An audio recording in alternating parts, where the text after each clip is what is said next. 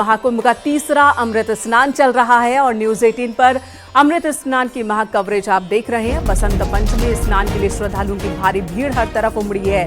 अखाड़ों का स्नान जारी है। प्रयागराज में सुबह 4 बजे तक की अगर बात की जाए 16,58,000 श्रद्धालुओं ने स्नान किया। ये सुबह 4 बजे तक का आंकड़ा है और अब 8 बजने वाले हैं और ऐसे में यह आंकड़ा कहीं ज्यादा बढ़ चुका है। इस तरह महाकुंभ में अब तक अगर बात की जाए 35 करोड़ से ज्यादा श्रद्धालु स्नान कर चुके हैं। तीसरे अमृत स्नान को लेकर प्रशासन ने पुख्ता इंतजाम किए हैं। खुद सीएम योगी आदित्यनाथ मॉनिटरिंग कर रहे हैं। जगह जगह पुलिस प्रशासन की मुस्तैदी है। आम से लेकर खास पुलिस अधिकारी तक मौजूद हैं जो आम श्रद्धालुओं को भी सुरक्षित और सरल तरीके से महाकुंभ स्नान करवा रहे हैं। तो वहीं पर साधु संतों का जो महास्नान चल रहा है, अमृत स्नान चल रहा है, तो यहाँ पर भी प्रशासन के पुख्ता इंतजाम देखने को मिल रहे हैं। मेला क्षेत्र जो कि बहुत बड़े एरिया में बना हुआ है और ऐसे में किसी को कोई दिक्कत ना हो ये ख्याल रखा जा रहा है। साधु संतों नागाओं के रास्ते में आम श्रद्धालु कहीं ना आ जाए, कोई बाधा ना उत्पन्न हो जाए, ये ख्याल रखा जा रहा है। तमाम अखाड़ों का स्नान जारी है। सुबह से ही स्नान चल रहा है। सबसे पहले महानिर्वाणी अखाड़ा, उसके बाद निरंजनी अखाड़ा, आनंद अखाड़ा, इस तरह से अखाड़ों का स्नान चल रहा है। और अखाड़ों में शामिल साधु संत, उनकी खुशी, उनका आप देखिए किस तरह से नाच गा रहे हैं साधु संत, नागा सन्यासी, जिनके लिए आज का दिन बेहद खास है, बहुत ही विशेष है। महाकुंभ में स्नान कर लेना और वो खुशी, वो उल्लास देखने को मिल रहा है। महाकुंभ में महास्नान चल रहा है। लाखों की संख्या में लोग पहुंचे हैं और ये अलग अलग तस्वीरें आपको दिखाते हैं। देखिए जरा अलग अलग तस्वीरें, तीसरे अमृत स्नान की ये तस्वीरें हैं। बसंत पंचमी पर लाखों की तादाद में एक एक बार में श्रद्धालु डुबकी लगा रहे हैं संगम में और करोड़ों में ये आंकड़ा पहुंच जाएगा आज शाम तक। त्रिवेणी में डुबकी की ये विहंगम तस्वीरें आपके सामने टीवी स्क्रीन पर है। संगम नगरी में श्रद्धालु हैं, संत हैं, साधु हैं, नागा है, अखाड़े हैं, सब इस एक क्षेत्र में भूभाग में मौजूद है। सनातन का जयगान हो रहा है। अमृत स्नान के दौरान शोभा यात्रा भी देखने को मिल रही है।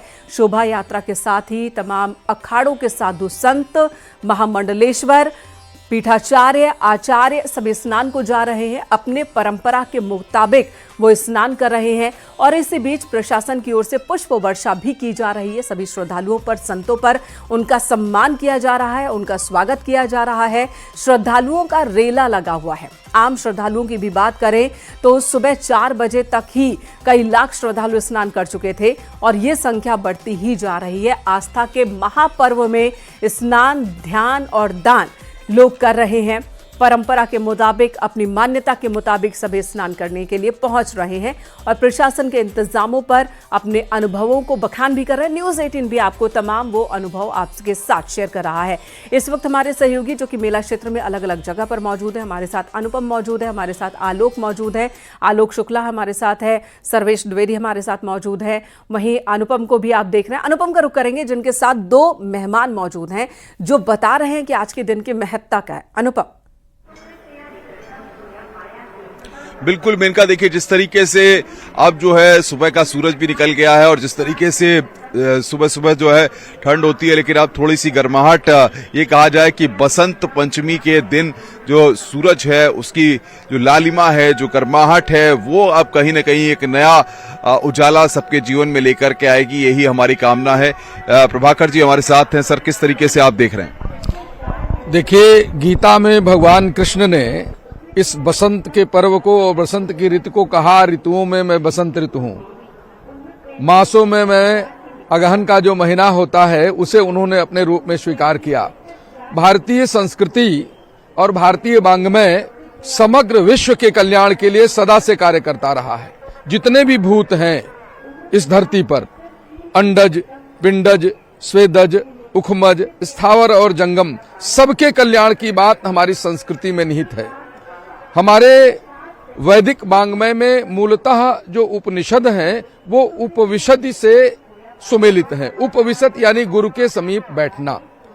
अन्नदान, आभूषण दान, चिकित्सा का दान, औषधि का दान, सारे दान हैं। उनमें सबसे महत्वपूर्ण है ज्ञान दान। ज्ञान दान क्यों महत्वपूर्ण है? क्योंकि इसका कभी क्षय नहीं होता। प्रयागराज अक्षय है और प्रयागराज में ज्ञान का दान वो भी कभी भी क्षय नहीं होता। इसीलिए विद्या धनम सर्वधनम प्रधानम, जगत सर्वे दैवाधीनम, मंत्राधीनम देवता, ते मंत्राः शिक्षकाधीनम, तस्मात् शिक्षक देवता। तो हमारे ऋषिगण शिक्षक हुआ करते थे। सी यानी शिष्ट, छ यानी क्षमतावान, क यानी कर्मठ। तो शिष्टता, क्षमता और कर्मठता की एक त्रिवेणी हमारे ऋषियों में विराजमान थी। और दूसरी त्रिवेणी धवलवर्णा माँ गंगा, माँ भागीरथी, जन्नुतनया विष्णुपदी, विष्णुपादाब्ज संभूता हमारे समक्ष हैं।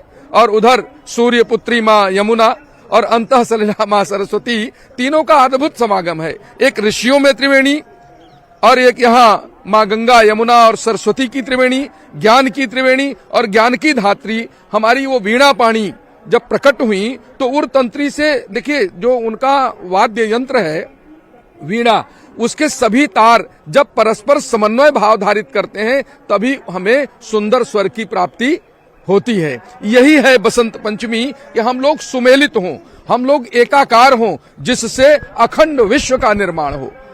अखंड भारत के साथ साथ हम लोग अखंड विश्व के निर्माण की बात करते हैं। एक बार विश्व धर्म सम्मेलन हुआ जिसमें इसी प्रयागराज के संत प्रभुदत्त ब्रह्मचारी ने सनातन धर्म के लिए कहा था, हमारा तो न आदि है न अंत है, हमारा सनातन क्या है, अनवरत है। और सनातन की जो व्याख्या, सनातन की जो परिभाषा हमारी संस्कृत ने दी, अद्रोह सर्वभूतेषु, सभी प्राणियों से अद्रोह का भाव रखना यानी अनुराग का भाव रखना, किसी से किसी भी प्रकार का बैर विरोध।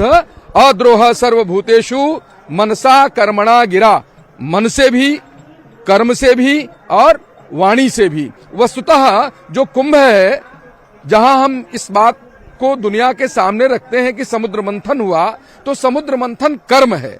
जब हम सुकर्म करते हैं तो अमृत रस की निष्पत्ति होती है। अब जब हम कुकर्म करते हैं यानी सुकर्म से पृथक हो जाते हैं तो जहर बन जाता है।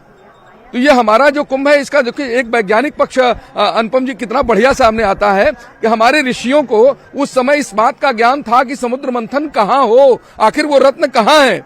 आज भूगर्भ में कहाँ खनिज है, कहाँ लवण है, कहाँ सोना है, कहाँ चांदी है, कहाँ अभ्रक है, कहाँ मैग्नीशियम है, यह हम सैटेलाइट से देख रहे हैं। और हमारे ऋषियों ने अपने मंत्रों से देखा कि समुद्र के अंतस्थल में वो रत्न कहाँ है, वही मंथन हुआ। तो आइए आज बसंत पंचमी के पर्व पर समग्र दुनिया अपने कर्मों का मंथन करे, सुकर्म की ओर बढ़े, सदाचरण की ओर बढ़े। यही विश्व के लिए आज प्रयागराज का संदेश है। तो यही है महत्व और यही है संदेश महाकुंभ का। और इस वक्त आप टीवी स्क्रीन पर देखिए, अनुपम है, आलोक है हमारे साथ मौजूद है।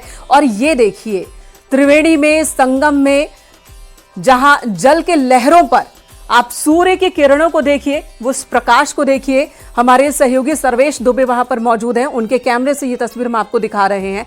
बहुत ही खूबसूरत और अलौकिक ये तस्वीर है, ये नजारा है, जहां पर आप संगम की धारा पर सूर्य को चमकते हुए, सूर्य के किरणों को चमकते हुए देख रहे हैं। सूर्य की किरणें किस तरह से स्कैटर्ड हो रही हैं पानी के धारा पे आकर, वो बहुत ही खूबसूरत दिख रहा है। अखाड़ों का अमृत स्नान चल रहा है। हमारे सहयोगी आलोक हमारे साथ मौजूद हैं, सर्वेश दुबे मौजूद हैं। पीछे आप संतों को देख रहे हैं, पीछे आप श्रद्धालुओं को देख रहे हैं जो स्नान के लिए आए हुए हैं। आलोक, आपके पास आती हूं। अभी भी महाकुंभ का ये दौर चल रहा है। अखाड़ों की बात की जाए तो इस वक्त तक कितने अखाड़ों ने स्नान कर लिया है?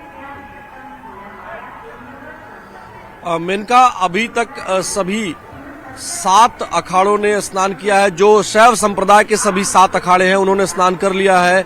वैष्णव संप्रदाय के जो 3 अखाड़े हैं, निर्मोही अनी, दिगंबर अनी और इसके अलावा निर्वाणी अनी अखाड़ा, इनका स्नान चूंकि 8:25 पर ये अपने छावनी से निकलेंगे और पांटून ब्रिज संख्या 7 से होते हुए ये सीधा संगम तक जाएंगे। उसके बाद 3 और जो अखाड़े हैं, उदासीन परंपरा के जो अखाड़े हैं, नया उदासीन अखाड़ा, बड़ा उदासीन अखाड़ा और पंचायती निर्मल अखाड़ा, उसके बाद ये जाएंगे। तो अभी तक 7 अखाड़ों ने स्नान कर लिया है और 6 अखाड़े अभी स्नान करने के लिए बाकी हैं। शैव संप्रदाय के सभी अखाड़ों ने स्नान कर लिया है। और मैं अगर हम आपको बात बताएं तो सर्वेश जी भी हमारे साथ जुड़े हुए हैं, सर्वेश का रुख कर लेते हैं। सर्वेश जी, आवाज मिल रही है आपको? जी, यहाँ पर दिख रहा है कि आप जहाँ खड़े हैं भीड़ वैसी नहीं है, तो ये कौन सी जगह है? क्या यहाँ पर प्रशासन ने मुस्तैदी और ज्यादा कर रखी है? देखिए, मैं इस वक्त संगम नोज पर हूं, जहां अखाड़े स्नान करने के लिए आ रहे हैं। और अब तक जैसा कि हमारे साथी आलोक ने बताया कि जो सन्यासी परंपरा यानी शैव परंपरा के 7 अखाड़े हैं, उन्होंने स्नान कर लिया। यहां परंपरा के मुताबिक प्रयागराज के महाकुंभ और कुंभ में सबसे पहले महानिर्वाणी अखाड़ा स्नान करता है और महानिर्वाणी अखाड़े के साथ अटल अखाड़े ने स्नान किया। उसके बाद निरंजनी और आनंद अखाड़े ने स्नान किया और उसके बाद यहाँ पर जूना अखाड़ा, आवाहन अखाड़ा और अग्नि अखाड़े का स्नान हो चुका है। और जूना अखाड़े के साथ यहाँ पर किन्नर संतों ने भी यानी किन्नर अखाड़े ने भी स्नान किया है। तो अब तक कुल 7 अखाड़े जो शैव परंपरा के हैं उनका स्नान हो चुका है। इसके बाद जो है अब जो बैरागी अखाड़े हैं उनके स्नान का क्रम बन रहा है। इनमें 3 बैरागी अखाड़े हैं, निर्मोही अनी, दिगंबर अनी और निर्वाणी अनी। तो सबसे पहले निर्मोही अनी का जो है स्नान यहाँ पर होगा, 9:30 बजे यहीं पर पहुंचेंगे, इसी घाट पर उनका स्नान होगा। हालांकि अखाड़े आज समय से पहले चल रहे हैं। 11:05 पर दिगंबर अनी अखाड़े का और 10:05 पर दिगंबर अनी और 11:05 पर निर्वाणी अनी अखाड़े का स्नान होगा। तो अखाड़े यहाँ पर स्नान करने आ रहे हैं, उनके साथ जो उनके श्रद्धालु हैं, जो संत हैं, साधु संत हैं, वो भी यहाँ पर आ रहे हैं। और आप देखिए कि यहाँ पर कितनी भव्य तस्वीरें दिखा रहे हैं हम आपको कि यहाँ पर सूर्य की किरणें जी, तो सूर्य की किरणों का ये प्रकाश, अद्भुत छटा आप महाकुंभ की धरती से देख रहे हैं। हमारे सहयोगी सर्वेश हमारे साथ लगातार बने हुए हैं और यह आसान नहीं है जब करोड़ों की संख्या में लोग मौजूद हो, किसी एक कार्यक्रम का हिस्सा हो, और वो कार्यक्रम भी सिर्फ 1-2 दिन का नहीं बल्कि 45 दिनों का कार्यक्रम, इतना बड़ा आयोजन। और इसका ये आसान काम नहीं होता संचालन करना, ऐसे कार्यक्रम का आयोजन करना। और साधु संत नागा जहाँ भी आम श्रद्धालुओं को दिख रहे हैं वो चरण स्पर्श करके उनका आशीर्वाद ले रहे हैं। अगर मुमकिन हो पाए उन तक पहुंचने, तो लोग स्नान करने के बाद साधु संतों के दर्शन कर रहे हैं।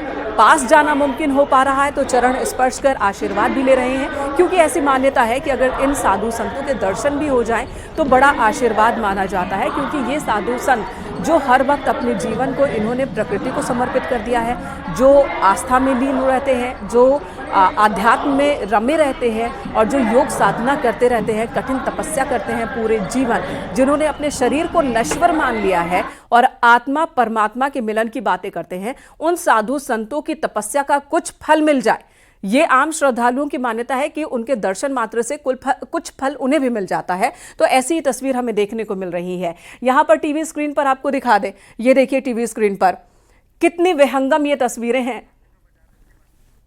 और ये संत जो यहां पर शंख बजा रहे हैं, शंख की ध्वनि जो पूरे वातावरण को शुद्ध कर देती है। और अब तो विज्ञान भी इस बात को मानता है कि शंख से निकली हुई आवाज और उस वक्त जो तरंगे उत्पन्न होती है वो मन को शांति देने वाली होती है। और यहां योग साधना करते हुए ये संत जो शंख बजा रहे हैं और लोगों के आकर्षण का केंद्र भी बन रहे हैं। तो महाकुंभ की ये तस्वीरें न्यूज़ 18 पर आप देख रहे हैं। लाखों की संख्या में श्रद्धालु एक बार में स्नान कर रहे हैं और ये आसान नहीं है। हमारे सहयोगी अनुपम भी हमारे साथ बने हुए हैं, लगातार ये तस्वीरें हम आपको दिखा रहे हैं। संतों का स्नान हो या फिर आम श्रद्धालुओं के पहुंचने का सिलसिला हो, सीएम योगी आदित्यनाथ खुद मॉनिटरिंग कर रहे हैं। सुबह 3:30 बजे से ही पूरे मेला व्यवस्था पर निगरानी कर रहे हैं, सीमावास से ही अधिकारियों से संपर्क में है लगातार। अनुपम हमारे साथ मौजूद हैं। अनुपम, एक बार फिर आती हूँ, इतना बड़ा आयोजन ये आसान काम नहीं होता। 45 दिनों तक अनुमान से कहीं ज्यादा लोग पहुंच रहे हैं और इसकी एक वजह यह भी है कि संपन्न हो रहा है और समय से पहले ही वो संपन्न हो रहा है। 3 अखाड़ों का स्नान अभी तक हो चुका है, महानिर्वाणी अखाड़े का, निरंजनी अखाड़े का और जूना अखाड़े का। और भी अभी जो स्नान है वो सभी सकुशल संपन्न होंगे। की व्यवस्था करनी है। ब्रिजेन जी भी हमारे साथ हैं, आइए उनसे समझते हैं। सर, बसंत पंचमी के स्नान के जो महत्व को आप किस तरीके से बताएंगे और कितना महत्वपूर्ण ये दिन है? जिन लोगों ने आज स्नान कर लिया है उन्होंने कौन से पुण्य की प्राप्ति की है और किस तरीके से उनके जीवन में बदलाव आएगा? देखिए, आपने बसंत पंचमी की जब बात की तो बसंत पंचमी माँ सरस्वती से जुड़ा हुआ है और माँ सरस्वती को यहाँ पर नदी के रूप में वेदों में भी नदी तमा कहा गया था और वो यहाँ पर ही उनका सीधे से हम सानिध्य प्राप्त करते हैं। माँ सरस्वती का ये जो तट है यहाँ पर, वो यहाँ पर अदृश्य के रूप में है, इसे कहते हैं अंतःसलीला, माँ सरस्वती को कहा गया है। और उसमें जब हम स्नान करते हैं जो त्रिवेणी में, तो उनका सीधे सीधे हमें पुण्य मिलता है, आशीर्वाद मिलता है। और यह जो तिथि होती है एक अबुझ मुहूर्त है, और बहुत से कार्य बसंत पंचमी के नाम पर लोग वर्षों इसका इंतजार करते हैं। इस समय जो भी कृत्य किए जाते हैं, विशेषकर जो ज्ञान प्राप्ति के लिए है, ज्ञान के बिना आप मोक्ष नहीं पा सकते, मुक्ति नहीं पा सकते, और ज्ञान के बिना आप अपने पुरखों के लिए भी कुछ कार्य नहीं कर सकते हैं, और आगे अग्रिम संतानों को भी कोई ज्ञान नहीं दे सकते हैं। अतः जो लोग आज स्नान कर रहे हैं, माँ सरस्वती का ध्यान कर रहे हैं, वीणा वादिनी का ध्यान कर रहे हैं, इस मुहूर्त में किए गए इस स्नान का अक्षय पुण्य मिलता है। वैसे भी कहा गया है कि प्रयागराज की जो धरती है, यहाँ की जो बालुका है, यहाँ की जो त्रिवेणी के द्वारा प्रसृत शुभता प्राप्त यह जो स्थान है, उसमें कुछ भी कृत्य करें, दान आदि कृत्य करें, ज्ञान का ध्यान करें तो सबसे अच्छा होता है। तपश्चर्या में भी बिना ज्ञान के हम आप तप नहीं कर सकते, मंत्र के लिए भी हमें ज्ञान की जरूरत पड़ती है। इन सभी की एक साथ प्राप्ति मिलती है आज बसंत पंचमी में यहाँ पर स्नान करने से।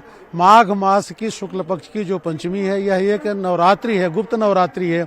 तो हमारे तांत्रिक साधनाओं के लिए और दैवी साधनाओं के लिए और देव साधनाओं के लिए यह प्रश्रय समय है, और वह सब कुछ यहाँ प्रयाग क्षेत्र में स्नान के बाद हमें प्राप्त। तो मेनका देख रही हैं, आप सुन रही हैं किस तरीके से विजयन जी ने जो तमाम चीजें हैं वहां पर बताई हैं, किस तरीके से इसका धार्मिक महत्व है और कितने जो श्रद्धालु यहाँ पर संगम की रेती पर पहुंच रहे हैं वो कहीं न कहीं पूरी तरह से आस्था में लीन हैं, डूबे हुए हैं।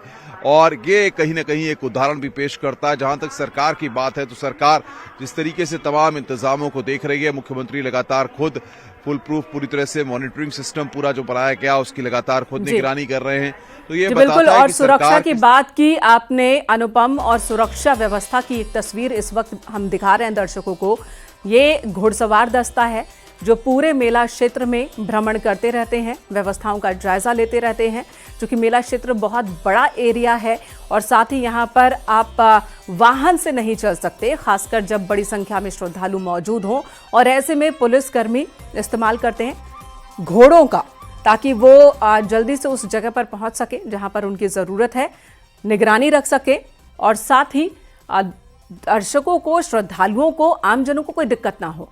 तो यहाँ पर सुरक्षा व्यवस्था की ये तस्वीरें भी हम दिखा रहे हैं, और ज़्यादा डिप्लॉय किए गए हैं, सुरक्षा बलों की तैनाती की गई है। अमृत स्नान के मद्देनज़र ज़्यादा बड़ी तादाद में सुरक्षा बलों की तैनाती हो रही है। पुलिस के जवान मौजूद हैं, साथ ही सर्वेश हमारे सहयोगी हमारे साथ मौजूद है। सर्वेश का रुख कर लेते हैं। सर्वेश, जब अखाड़ों का स्नान होता है, दो अखाड़ों के बीच में एक कूलिंग